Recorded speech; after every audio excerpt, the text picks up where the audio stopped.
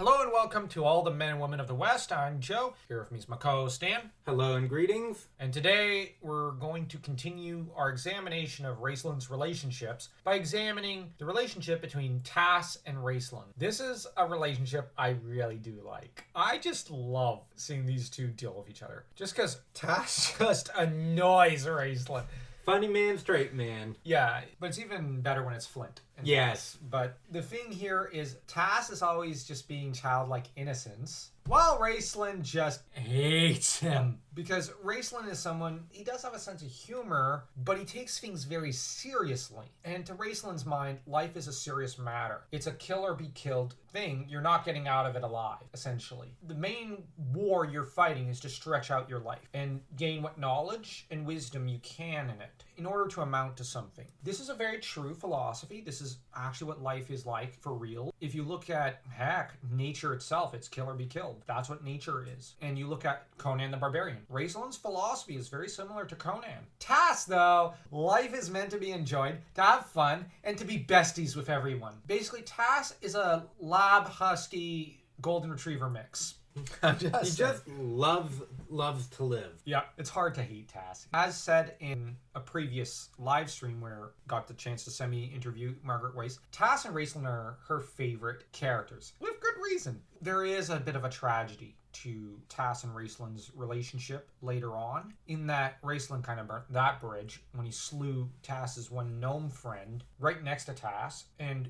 cruelly introduced Tas to fear and basically laughed in his face, then used Tas to try and destroy Takesis. Raistlin was not very kind as a Blackrobe to Tas. He had nothing but contempt for him and saw him as little more than a tool. And it's sad because of all of the heroes of the Lance, Tas was probably the only one to truly treat Raistlin with dignity and not really abuse him. Oh, you mean like throughout his entire history? Yeah. Fair. Because we know Flint. Yeah, hated him. The other thing with Tas is he was the first one of the Tanis, Flint, Tas trio to, when Gylon Magier died, insist that the trio take in the Magier twins. Tas was the one who felt that the right thing to do would be to care for the twins, because they were just 16 years old. Tas insisted and persisted for the remainder of the time that he knew them, up until the Legends trilogy, that the two of them be treated as family. This generosity on his part comes second nature to Tas. That said, given that Kender are basically a metaphor for childlike innocence and goodness, we can kind of read into it that he is representative of the goodness that persisted with the twins, and that they struggled over and struggled to find within themselves for the remainder of their lives. And that when Raistlin kind of brutally tormented Tas the way he did, in a way he was tormenting and trying to purge himself of his own inner goodness, so that there'd be only evil when he'd have to confront Takesis. Because Raistlin had fallen into the trap of thinking that the only way to defeat evil was by being even more evil and monstrous. And given that he had been treated so poorly throughout his life, it was almost completely natural that he should think this and believe this. And yet, when he tried to use evil against evil, he broke. He could not seize victory. And that is kind of the way with evil. It can't win against itself. It can only, kind of like a serpent, devour its own tail. Raistlin never directly harms Tas, so that you can kind of read into it that he is incapable of harming the inner goodness that exists within himself. Just as he could not harm Bupu directly, he tried to abandon Crysania, so he tried to abandon the good in him.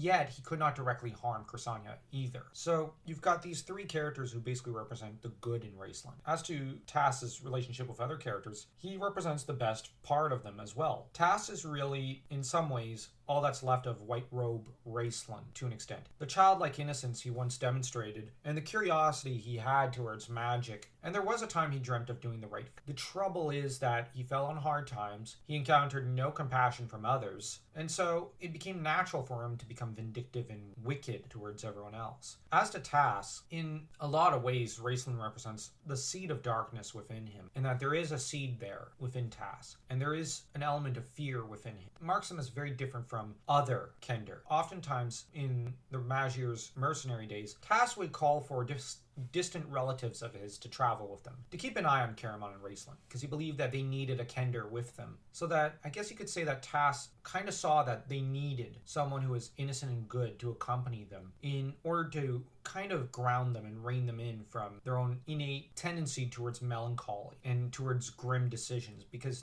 both men had a natural knack for darkness. Even Caramon kind of had one. Tas truly cared about the Magir twins. Yep. He was the one who showed compassion. He did not want them to be alone because he realized everyone's against them. They need someone in their bulwark. Although Raistlin often holds him in contempt at times because he just gets annoyed with Tas, constantly fumbling at his pouches and trying to swipe what Raistlin owns, so that Raistlin often threatens to curse him or to inflict some great punishment upon him, or glares at him till Tas just relents. That said, in Dragons of Deceit, it's shown that, now this is where this is interesting, because if we consider it just one element of it being canon to the rest of the Dragonlance timeline, the main canon, I mean, that went into Age of Mortals and whatnot. The thing with Tas is that he forgave Raistlin after Raistlin died and let go of what ill sentiments he had, which is fairly consistent with Tas as a person. He doesn't hold on to grudges. He doesn't hate. He sees people for what they are, but he typically tries to see the best in them. And this relationship is really one of the most interesting because one of the least analyzed by fans, and yet it is one of the most important ones when it comes to Raistlin.